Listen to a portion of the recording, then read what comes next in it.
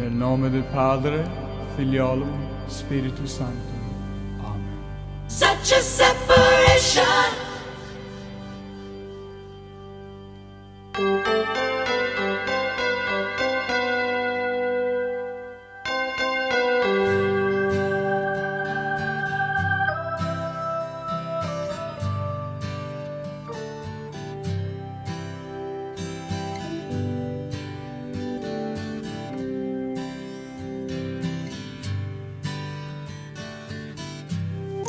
Okay, so here we are at the Community Miracle Center Easter Sunday Gathering. Title of my talk today is Easter, Making Resurrection Practical and Relevant. So, happy Easter. You know, there's a tradition during the Jewish holiday of Hanukkah where you always tell the story of Hanukkah, and it's important to tell the story about the oil and the lamp and all of that. So I thought it would be good just to tell the Easter story, the traditional Easter story, even though I know we all know it, but let's remember what the reason for the season is. So Jesus, who was in the third year of his ministry and gaining in popularity and the crowds were getting bigger, he was brought before Pilate, who was the governor of Judea. And certain factions, the Sanhedrin and the priesthood, were pushing for Jesus to be tried as a criminal and possibly executed and crucified. Pilate didn't want to have really anything to do with the case and didn't want to certainly make the final decision that might have repercussions.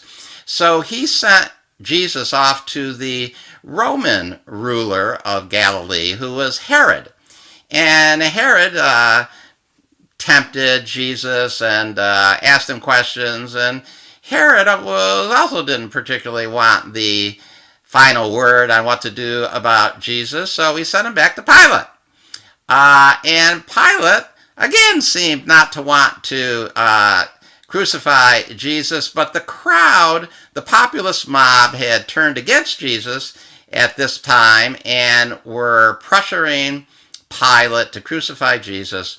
And Pilate, not wanting a mob insurrection going on, decided to go ahead and crucify Jesus. So Jesus was crucified, and then something miraculous happened. Something remarkable happened. After Jesus was crucified, his body disappeared from the tomb, and then Jesus' body in the flesh started making appearances here and there to his disciples and to other people.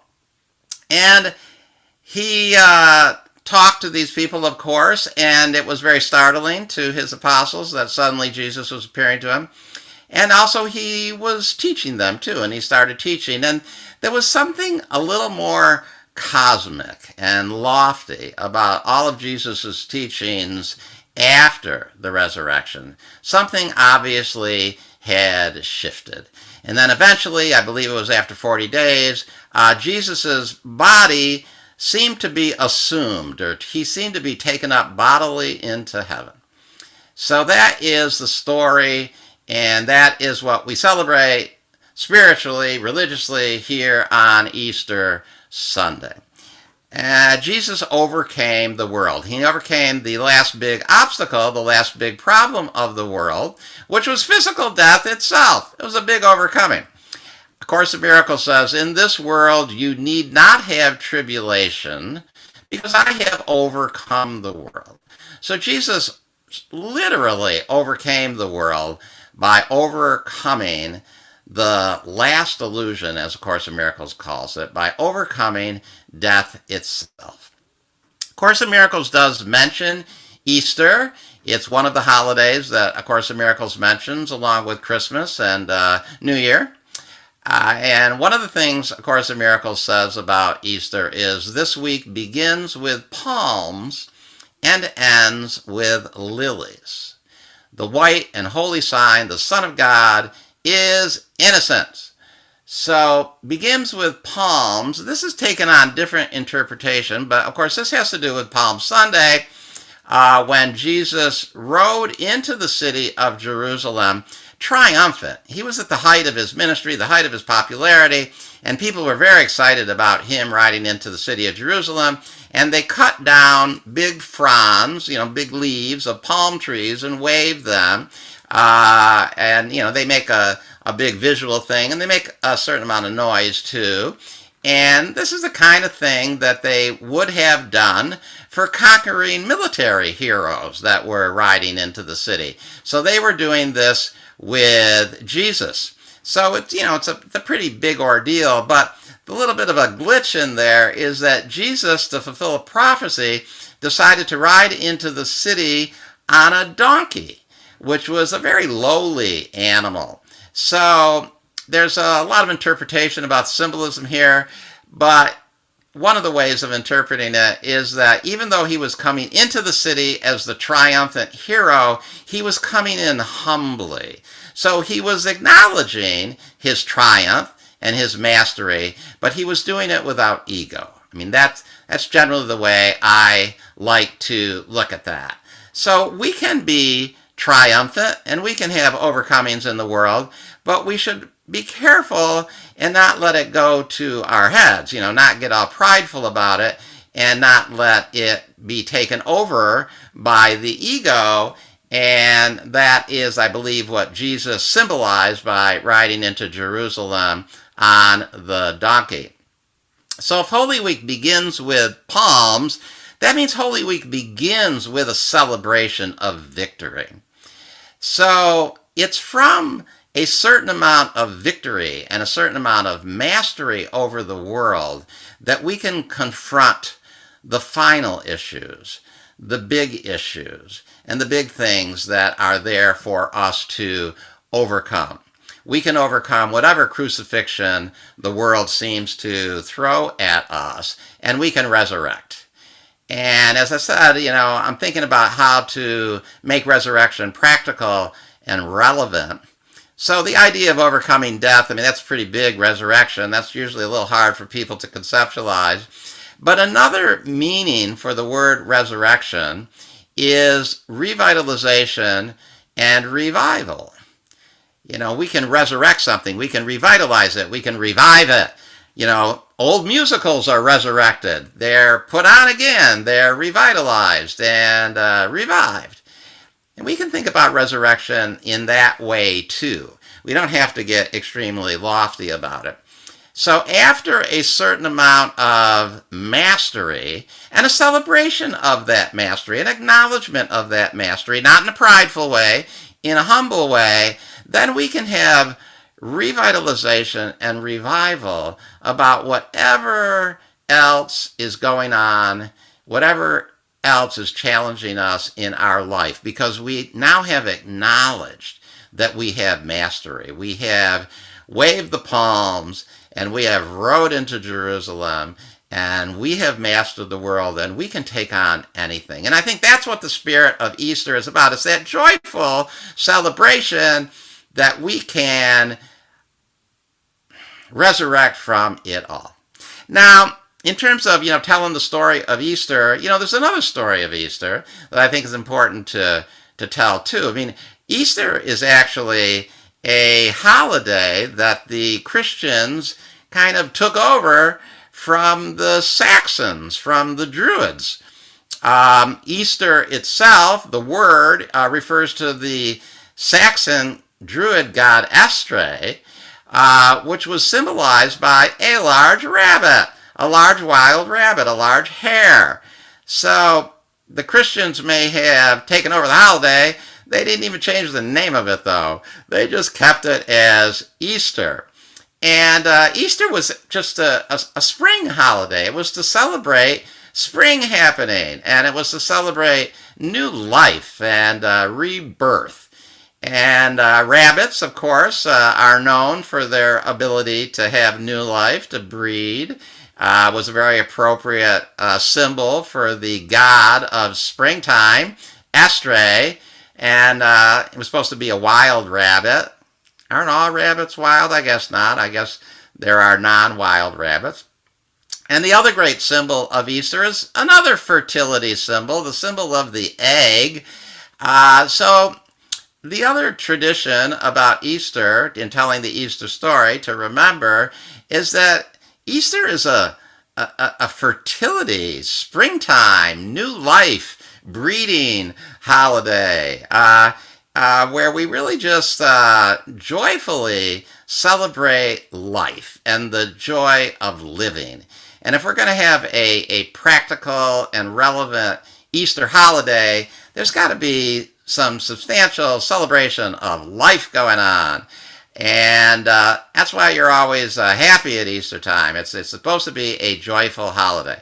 In my own, early religious upbringing and secular upbringing too, my household, there was a certain amount of heaviness and darkness about Lent. It started with Ash Wednesday.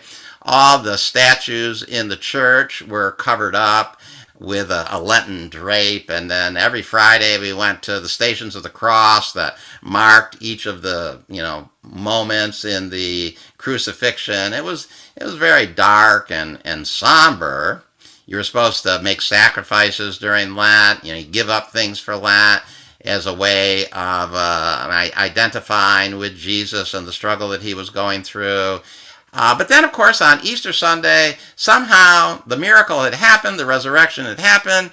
You put on bright colors and you went to church, and all the statues had been uncovered, and there were Easter lilies all over the place.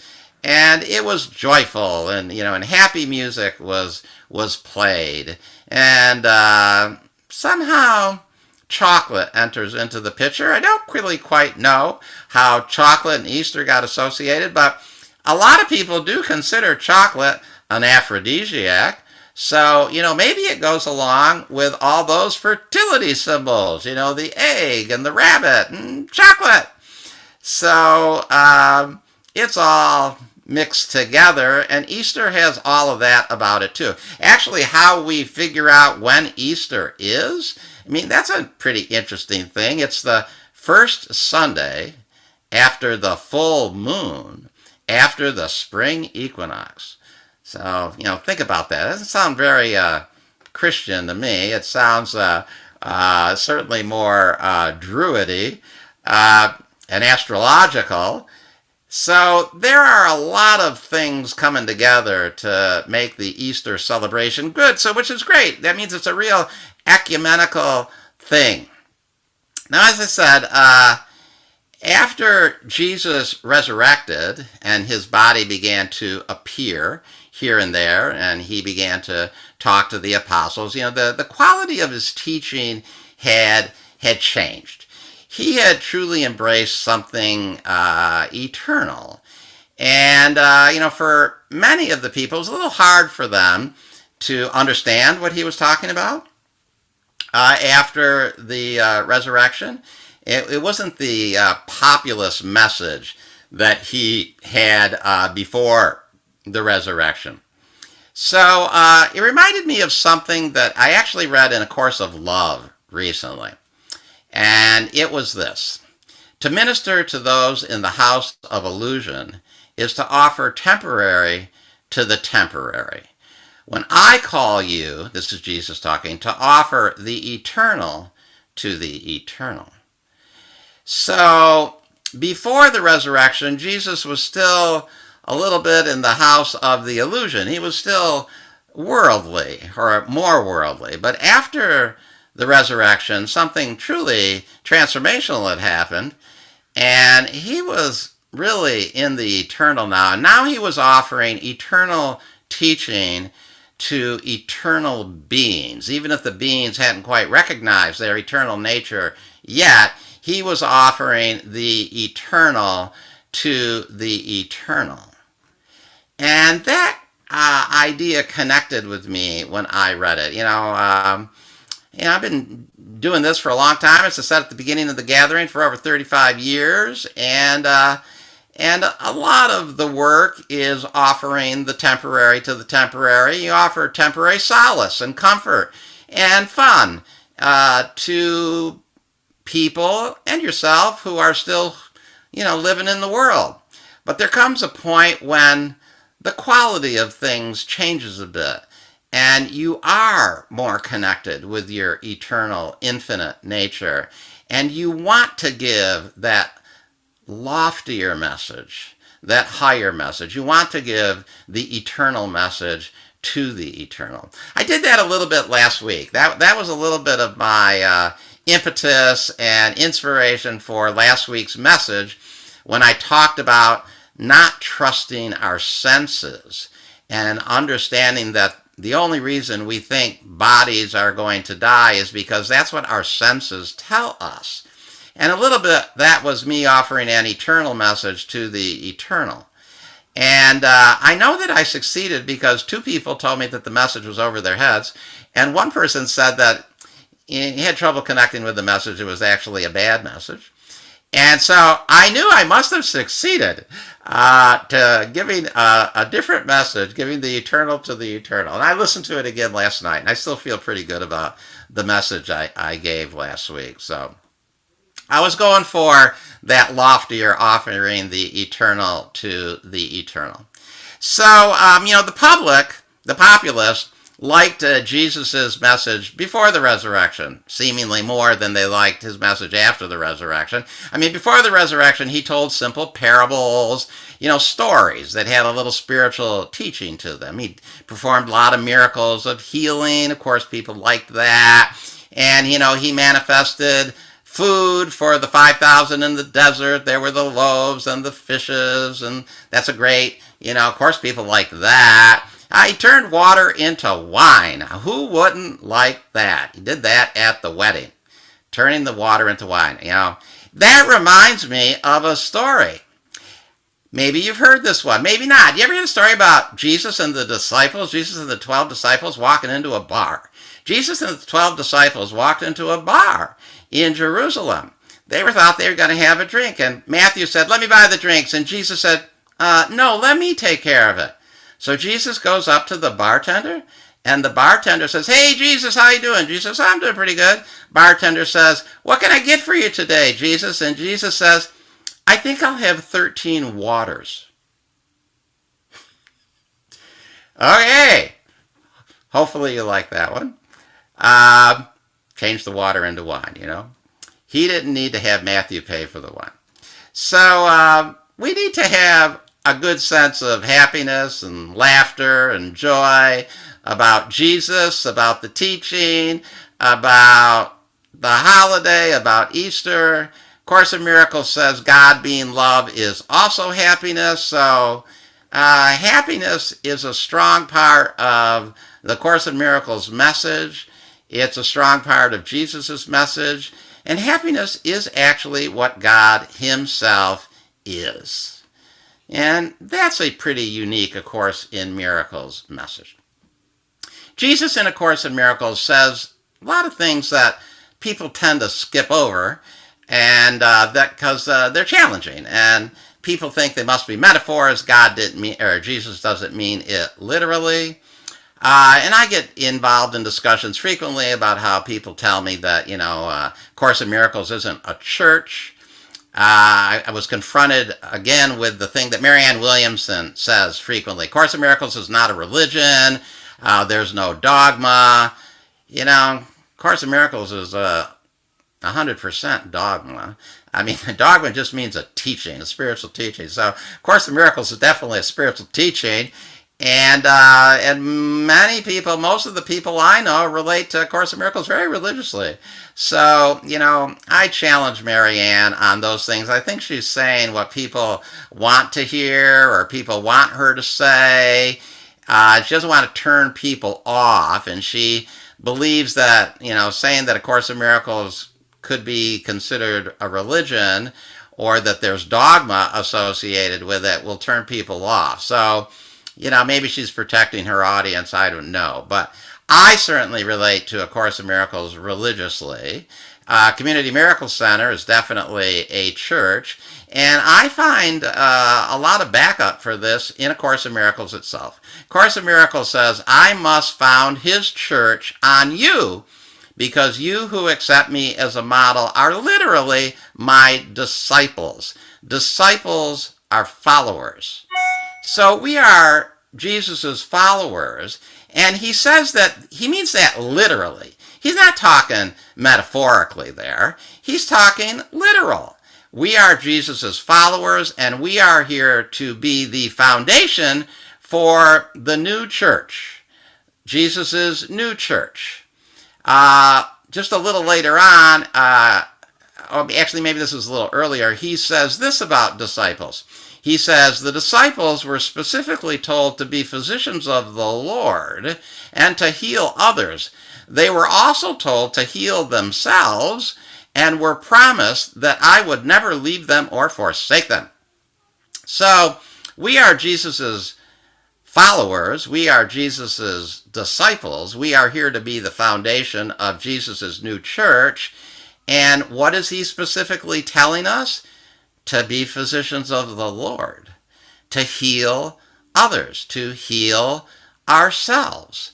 And we need to found a church that has healing as its foundation, which I believe the Community Miracle Center does, and we certainly have a healing team with 60 people who are spending a certain amount of time every day healing.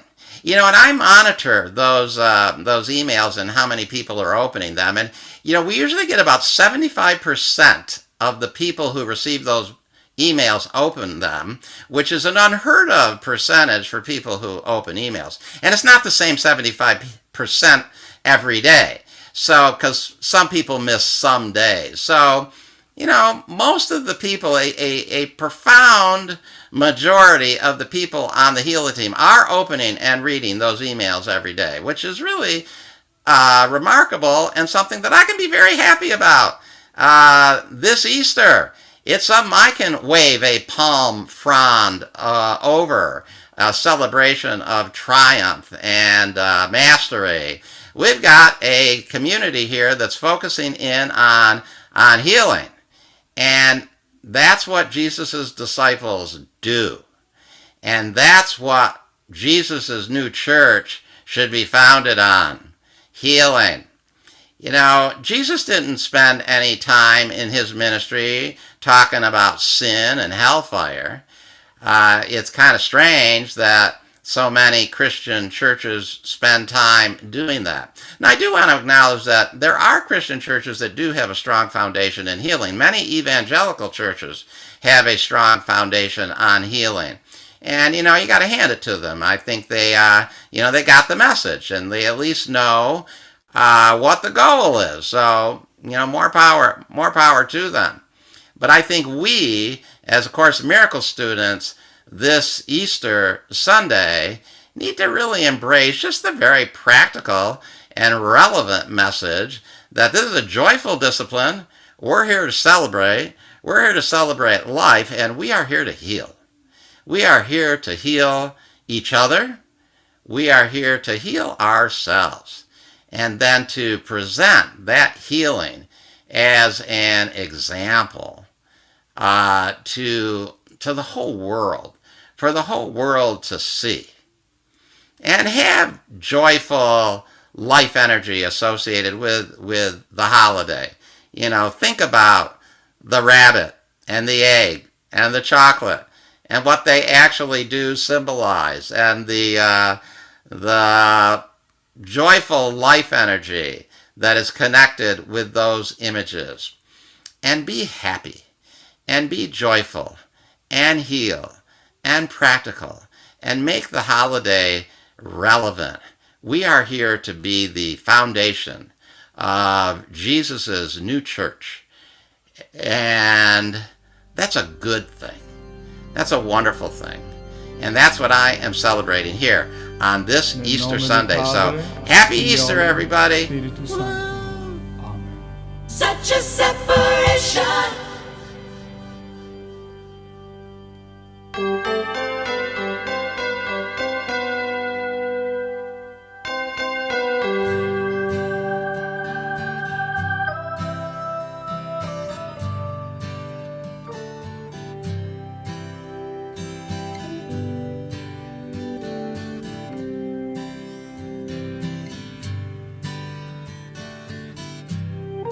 Have you been lonely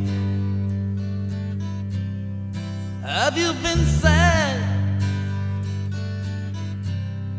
How does it feel to lose such a close one? Have you been mad?